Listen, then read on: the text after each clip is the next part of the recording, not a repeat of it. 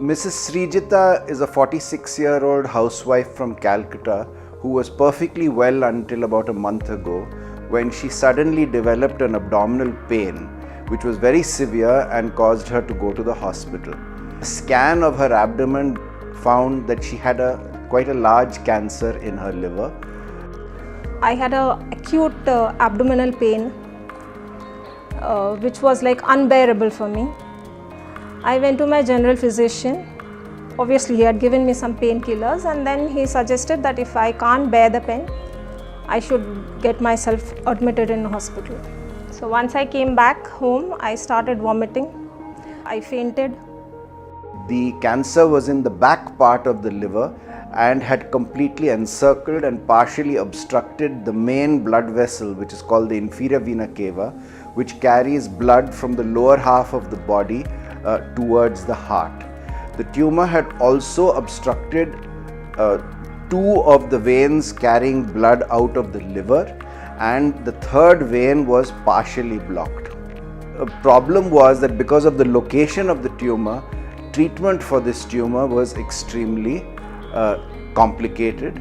Unfortunately, nobody was ready to take my case, and they said probably I will survive till my chemo lasts because it is non-operatable.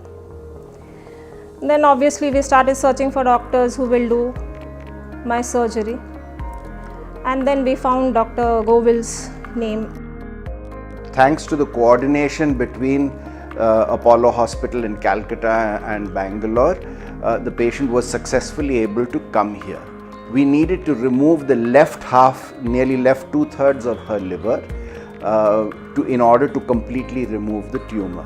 However, because of the involvement of all these big blood vessels, if we did the surgery in the normal way, we would have torrential bleeding when we tried to cut out these large blood vessels carrying huge amounts of blood, and the patient would not be able to sustain such a degree of blood loss.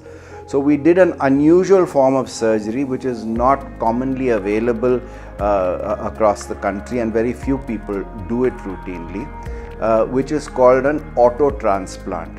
So what we did here was that we actually removed the liver, the entire liver along with the vena cava from the patient's body, and we cooled the liver and gave it certain solutions and medicines to make sure that it could survive for the period that we were operating outside of the body.